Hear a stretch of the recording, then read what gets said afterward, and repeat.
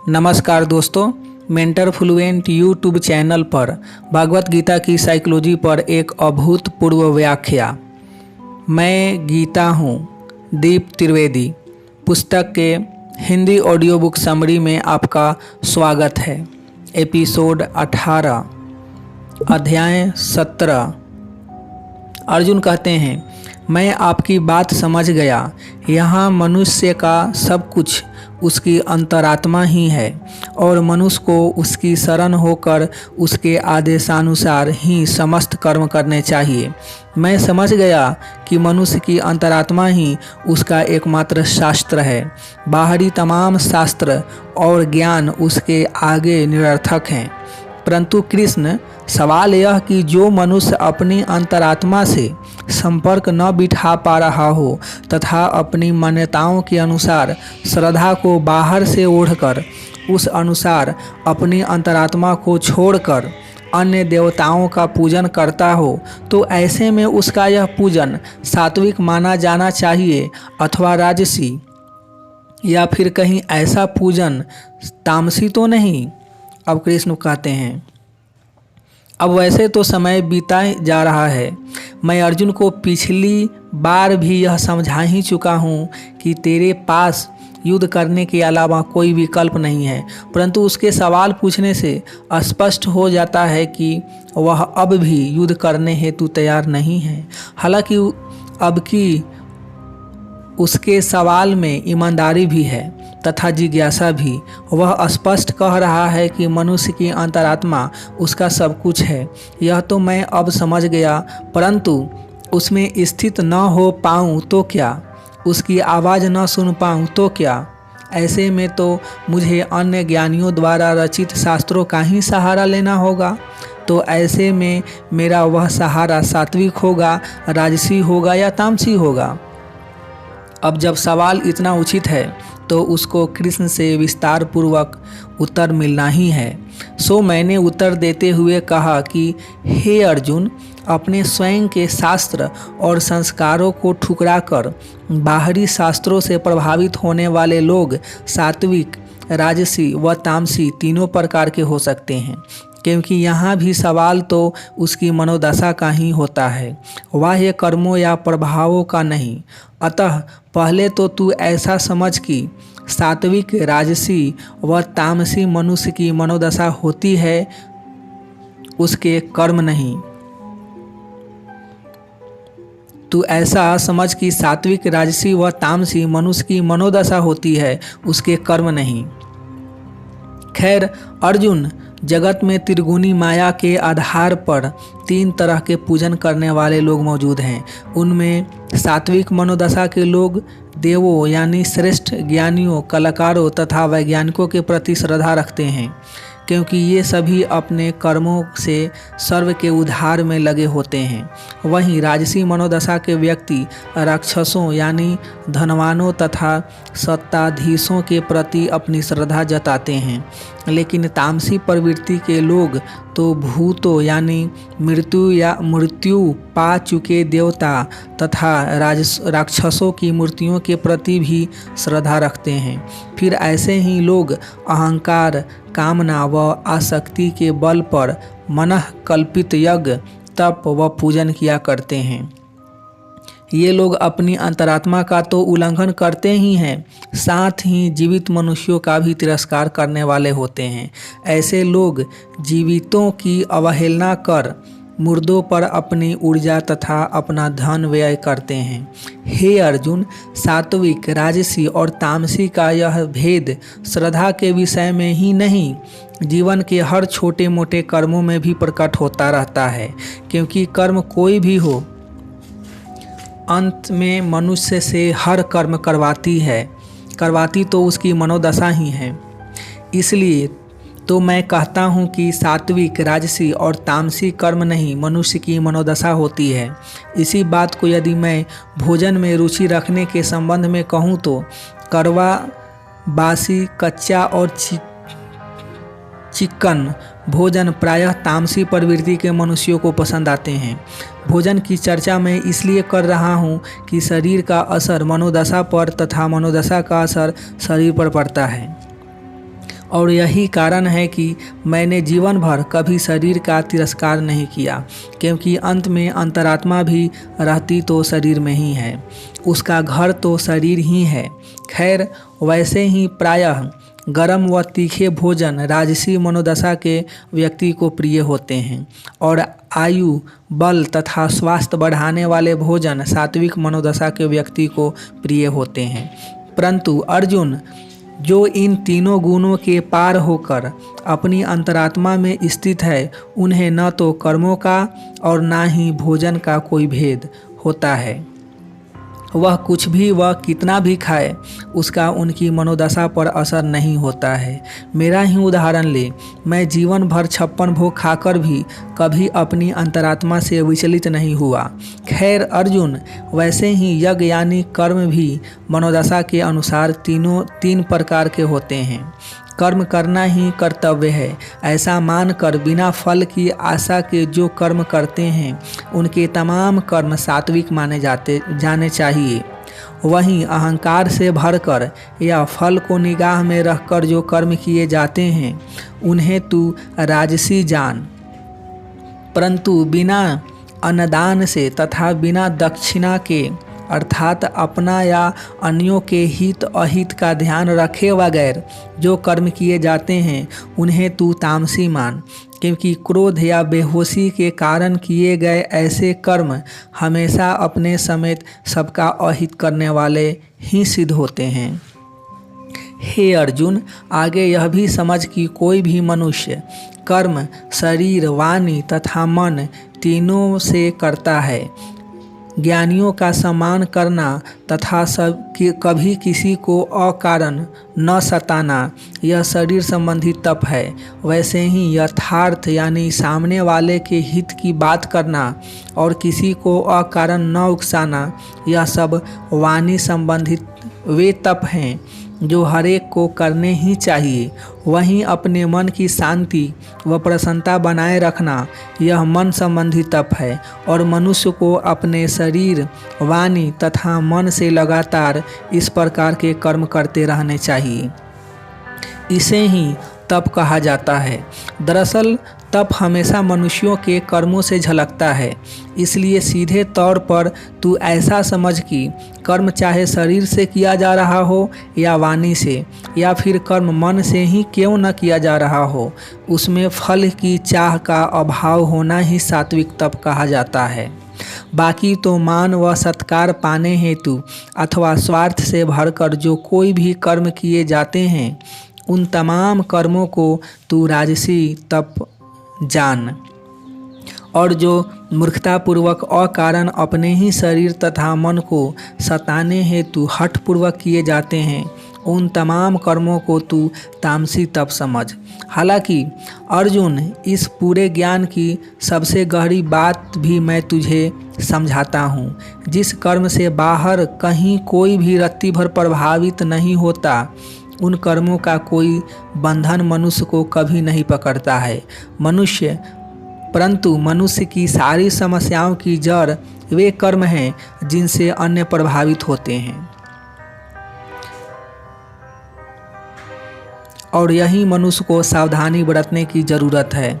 अतः मैं तो कहूँगा कि जब तक ज्ञान की ऊंचाइयाँ न छू लो, अन्यों को प्रभावित करने वाले कर्मों को टालना ही बेहतर है, क्योंकि अन्यों को प्रभावित करने वाले तमाम कर्म लौटकर वापस आते हैं। अतः यह मानकर चलना कि दान देना या सेवा करना सदा अच्छा ही कर्म है, तो यह मनुष्य का अज्ञान है तथा इसी का वह भुगत रहा है, क्योंकि अंत में तो दान या सेवा भी दूसरों के जीवन में दखल अंदाजी है, जबकि यह पूरा जगत परमात्मा के न्याय तंत्र के अधीन है। उसे हर कोई यहाँ अपने कर्मों के अनुसार भुगत रहा है। यह एक ऐसा खतरनाक खेल है जो अपने आप चल रहा है।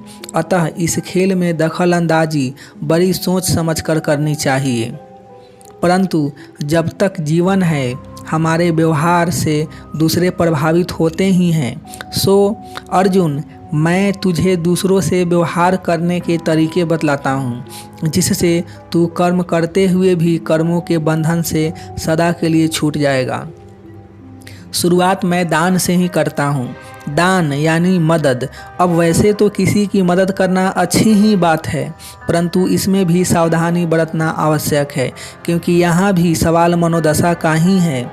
दरअसल तो मनुष्य को यह मानकर ही चलना चाहिए कि दान देना यानी दूसरों की मदद करना कर्तव्य है। जैसे परमात्मा ने मनुष्य के प्रति अपने कर्तव्य निर्वाह करते हुए उसे चांद तारे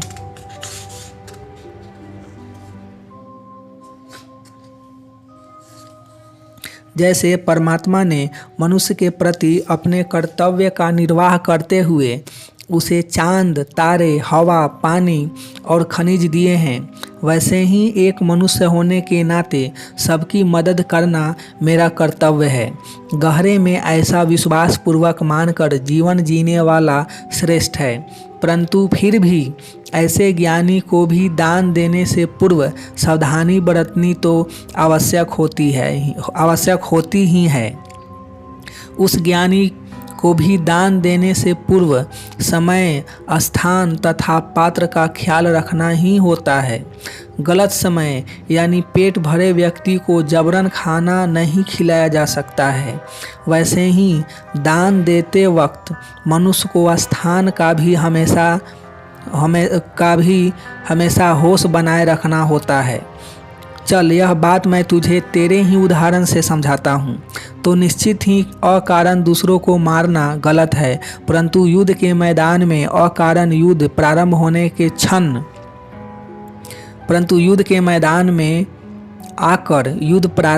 के क्षण अहिंसा की बातें करना स्थान का होश गंवाना है। वैसे ही दान देते वक्त पात्र यानी दान दिए जाने वाले व्यक्ति पर भी गौर करना जरूरी है। फिर से तेरे ही उदाहरण से समझाऊं तो किसी को भी मारना या सताना गलत ही है, परंतु इसका अर्थ यह नहीं है कि पापियों को बख्श दिया जाए। मैंने तो कंस, पंचजन, श्रृंगलव, नरकासुर और शिशुपाल समेत ना जाने कितनों के वध किए। मेरे वे सारे वध भी दान ही हैं, क्योंकि उससे मैंने पापियों के वध कर जनता को शांति उपलब्ध करवाई। सो अर्जुन, संक्षेप में यह समझ कि जब हमारा जीवन कुदरत से लेकर हजारों मनुष्यों के दान पर टिका हुआ है, तो अन्य मनुष्यों को दान देना हमारा भी कर्तव्य बनता ही है। बस यह दान देते वक्त मनुष्य को इतना ध्यान रखना ही चाहिए कि वह कुदरत की न्याय व्यवस्था के बीच में तो नहीं आ रहा है, यानी उसे यह ध्यान रखना चाहिए कि कहीं वह गलत व्यक्ति को बख्श तो नहीं रहा है, कहीं वह मोहवश गलत व्यक्ति का समर्थन तो नहीं कर रहा है। अर्थात दान देते वक्त मनुष्य को समय, स्थान तथा पात्र का होश हर हाल में बनाए रखना ही चाहिए, और ऐसे समय, स्थान तथा पात्र का ध्यान रखते हुए दिया गया दान ही सात्विक दान कहा जाता है। परंतु अर्जुन, जो कोई भी दान अपनी स्वार्थ पूर्ति हेतु, सम्मान पाने हेतु या धन्यवाद पाने के उद्देश्य से दिया जाता है, उन तमाम प्रकार के दानों को तू राजसी जान। वहीं जो दान तिरस्कार पूर्वक तथा समय, स्थान और पात्र को ध्यान रखे बगैर दिया जाता है, उसे तू तामसी समझ। हे अर्जुन, तू जरा इस सृष्टि के अस्तित्व को समझ। यह सृष्टि ओम, तत्व व सत्य के मिलन से अस्तित्व में भी है तथा इन तीनों के मिलन से ही चलायमान भी है।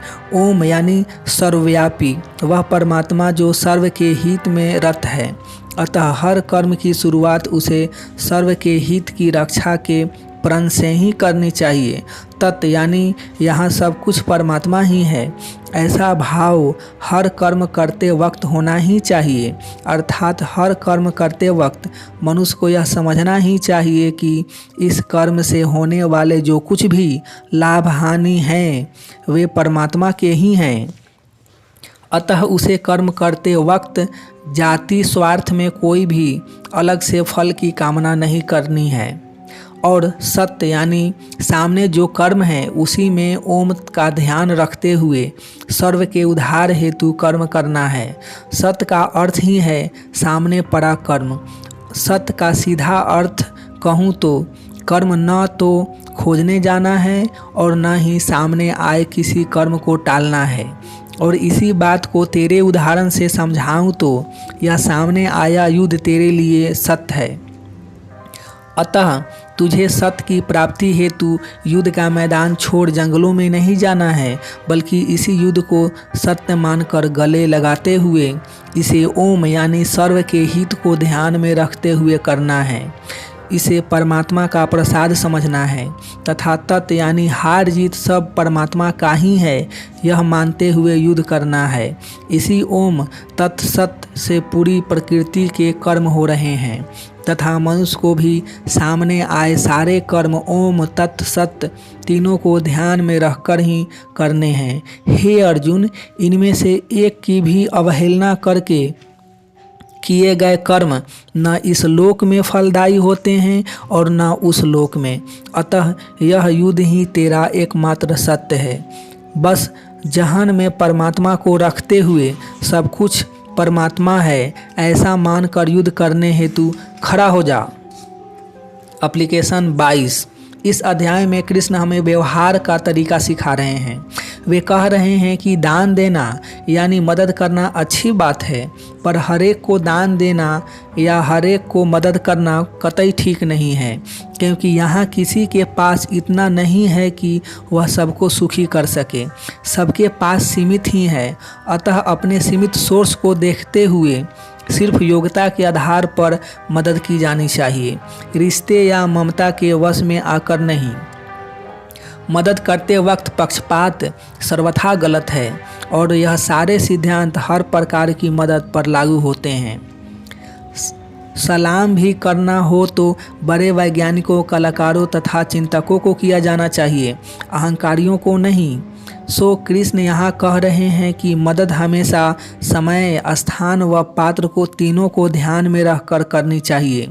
गलत समय, गलत स्थान तथा गलत व्यक्ति को की जाने वाली मदद के हमेशा दुष्परिणाम ही आते हैं। यह भी एक अति गहरा विज्ञान है तथा अधिकांश इस बात की अवहेलना करने के कारण ही फंस जाते हैं। अतः यह समझो कि प्रकृति हमेशा सही समय पर सही स्थान देखकर सिर्फ सही व्यक्ति की सहायता कर रही होती है। अतः आपको भी मदद करते वक्त प्रकृति के विपरीत नहीं ही जानी है, बल्कि आपको प्रकृति का निमित्त बनकर ही मदद करना है। यानी जिसके साथ प्रकृति उसके साथ आप। उसके अलावा की जाने वाली सारी मदद प्रकृति के कार्य में दखल अंदाजी है तथा उसके गंभीर परिणाम भुगतने पड़ते हैं। आप यह स्पष्ट समझ ले कि गलत समय, गलत स्थान पर गलत व्यक्ति को मदद करना हत्यारे को चाकू थमाने जैसा है। सो कृष्ण कह रहे हैं कि मदद करना कर्तव्य है, परंतु समय, स्थान व पात्र का होश बनाए रखना जरूरी है। सो आज के बाद मदद करते वक्त आगे दिए गए चार्ट को ध्यान में रखना। यह चार्ट आपको सही समय, सही स्थान तथा सही व्यक्ति पहचानने में सहायक सिद्ध होगा। सो पहली 5 मदद करने का ख्याल आते वक्त मदद करने से पहले यह चार्ट भर लेना। क्योंकि कृष्ण चाहते हैं कि प्रकृति आपकी मित्र बनी रहे, शत्रु न हो जाए। जिसको मदद करना चाह रहे हो उसके बाबत विस्तार से लिखो। समय सही होगा तो यह मदद परम आवश्यक होगी तथा यह एक मदद उसे उबार लेगी। आपकी मदद इस क्राइटेरिया में बैठती है, हाँ तो हाँ पर टिक लगाइए। स्थान सही होगा तो मदद उसे जीवन के सही मोड़ पर की जा रही होगी। आपकी मदद इस क्राइटेरिया में फिट बैठती है तो हाँ लिखिए। इस तरह जिसको मदद करना चाह रहे हो उसके बाबत विस्तार से लिखिए। नोट, हो सके वहाँ तक चारों बॉक्स में टिक लगे तो तो ही मदद करो। खासकर बड़ी मदद करते वक्त तो इस बात का ध्यान रखो ही, क्योंकि बने वहाँ तक कुदरत की चल रही शानदार लीला में अकारण के दखल मत ही पहुँचाओ, क्योंकि विश्व में योग्य लोगों की कहीं कोई कमी नहीं है। सो बने वहाँ तक मदद करने का क्राइटेरिया योग्यता को बनाओ, आप कभी गलत नहीं पड़ेंगे। मिलेंगे नेक्स्ट एपिसोड में, तब तक अपना ढेर सारा ख्याल रखिए, लाइफ को एंजॉय कीजिए, मस्त रहिए। आपका कीमती समय देने के लिए आपको बहुत बहुत धन्यवाद।